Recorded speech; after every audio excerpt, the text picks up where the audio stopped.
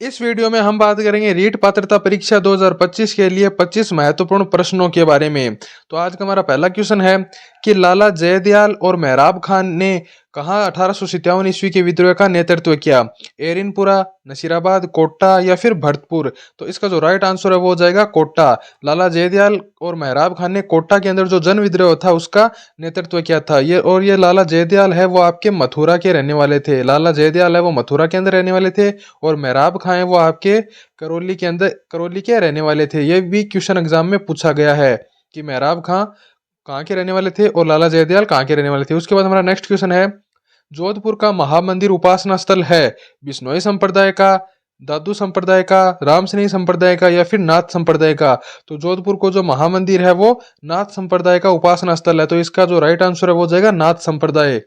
उसके बाद next question है, चार बेत कहाँ का लोक नाट्य है? तो इसमें आपको बताना है कि चार बेत है वो कौन से जिले का लोक नाट्य है? भरतपुर का, जयपुर का, टोंक का या फिर जालोर का? तो इसका जो राइट आंसर है वो हो जाएगा टोंक का। चार बेत जो है वो आपके टोंक जिले का लोक नाट्य है।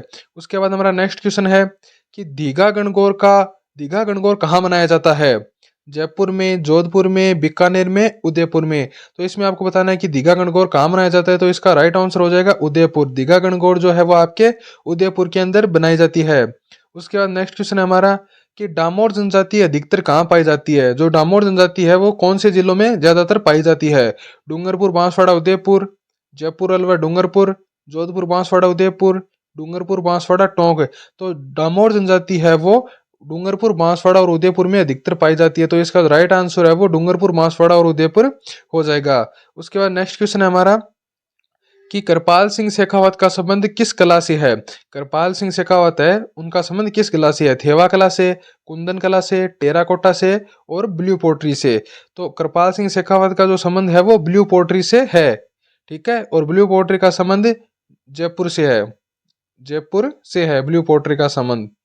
उसके बाद हमारा नेक्स्ट क्वेश्चन है, जोधपुर का प्रसिद्ध बादला निम्न में से क्या है? कि ये बादला जो है वो क्या चीज है? लकड़ी का मंदिर है, जस्ते से बना पानी का पात्र है, जरी साड़ी है या फिर पोमचा है? तो आपको बताना है कि जोधपुर का जो प्रसिद्ध बादला है वो क्या है। तो इसका राइट आंसर हो जाएगा कि जस्ते से बना पानी का पात्र है। बादला जो है वो जस्ते से बना पानी का पात्र होता है जिसके अंदर पानी बहुत ज्यादा ठंडा रहता है। उसके बाद हमारा नेक्स्ट क्वेश्चन है कि जाजम या आजम छपाई प्रसिद्ध है? जो जाजम और आजम छपाई है, छपाई का एक प्रकार है, वो कहाँ का प्रसिद्ध है?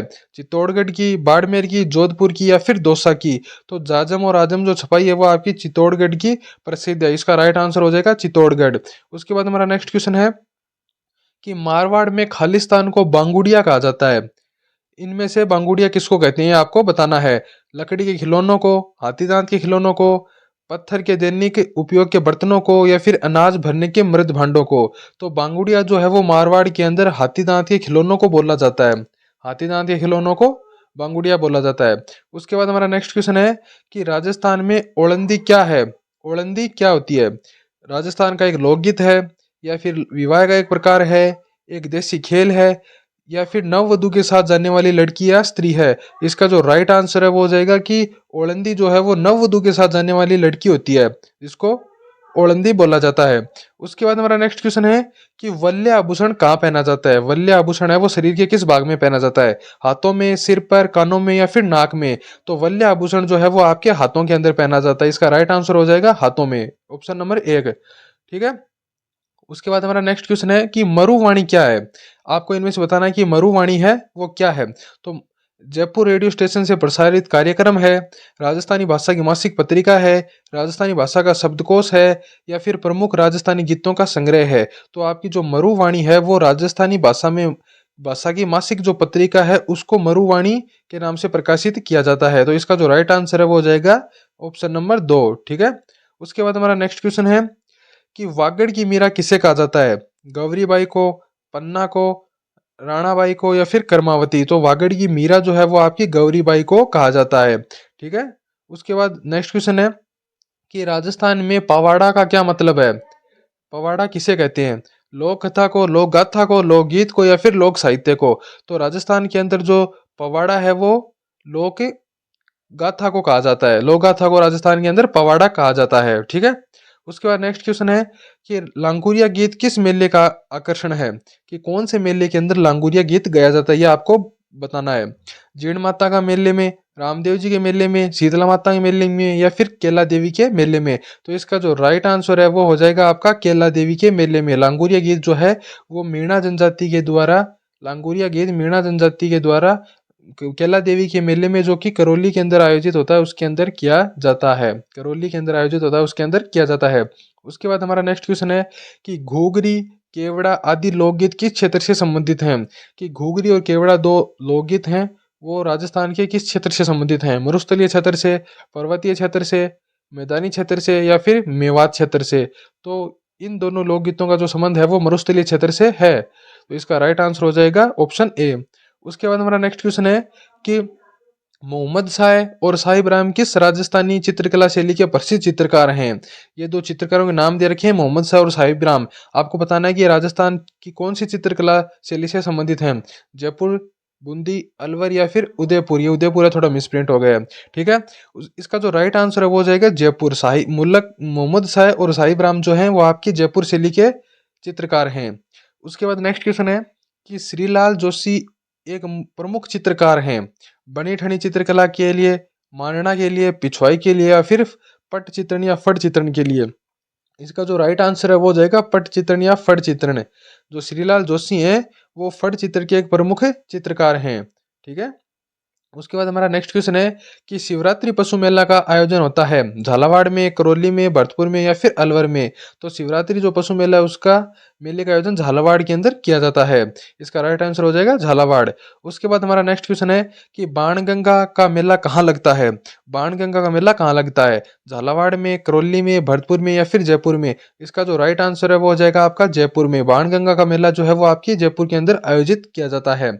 उसके बाद नेक्स्ट क्वेश्चन है कि संत पीपा की गुफा कहाँ है, पिपाड़ में, टोडा में, धनेरा में, या फिर गागरोन में। संत पीपा की गुफा बतानी है आपको कहाँ है। तो इसका जो राइट आंसर है वो हो जाएगा टोडा में। और आपकी ये जो टोडा है वो कहाँ पे स्थित है, या आपकी ये जो टोडा है वो आपकी केकड़ी जिले के अंदर स्थित है। ये टोडा जो है वो आपके केकड़ी जिले के अंदर स्थित है। ठीक है, संत पीपा गागरोन में संत पीपा का जन्म हुआ था, लेकिन जो संत पीपा की जो गुफा है वो टोडा के अंदर है। ठीक है, उसके बाद नेक्स्ट क्वेश्चन है कि कामड़िया पंथ के संस्थापक कौन थे, संस्थापक कौन थे। कामड़िया पंथ है वो किसके द्वारा शुरू किया गया था, संत रामदेव द्वारा, संत धन्ना द्वारा, संत पीपा द्वारा, या फिर संत रामचरण द्वारा। तो कामड़िया पंथ जो है वो रामदेव जी के द्वारा शुरू किया गया था। तो इसका राइट आंसर हो जाएगा रामदेव जी। उसके बाद नेक्स्ट क्वेश्चन है हमारा कि संत चरणदास जी की समाधि कहाँ स्थित है, मेवात में, अलवर में, दिल्ली में, या फिर भरतपुर में। इसका जो राइट आंसर है वो हो जाएगा दिल्ली में। संत चरणदास जी की जो समाधि है वो दिल्ली के अंदर स्थित है। उसके बाद हमारा नेक्स्ट क्वेश्चन है कि 1908 ईस्वी में स्थापित राजपुताना म्यूजियम कहाँ है। 1908 के अंदर एक म्यूजियम स्थापित किया गया था जिसका नाम है राजपुताना म्यूजियम, वो कहाँ है, जयपुर में, उदयपुर में, अजमेर में, या फिर चित्तौड़गढ़ में। तो इसका जो राइट आंसर है वो हो जाएगा अजमेर के अंदर। राजपुताना म्यूजियम जो है वो अजमेर के अंदर स्थापित है। और ये राजपुताना जो म्यूजियम है वो अजमेर का मेघनीज दुर्ग जो है, जो मेघनीज दुर्ग है उसके अंदर चलाया जा रहा है। ठीक है, उसके बाद नेक्स्ट क्वेश्चन है कि परोपकारिणी सभा की स्थापना किसने की, केसरी सिंह बारठ ने, दयानंद सरस्वती ने, हरविलास शारदा ने, ठाकुर गोपाल सिंह खरवा ने। तो इसका जो राइट आंसर है वो हो जाएगा दयानंद सरस्वती ने। परोपकारिणी सभा की स्थापना स्वामी दयानंद सरस्वती ने की थी। उसके बाद हमारा ने की थी।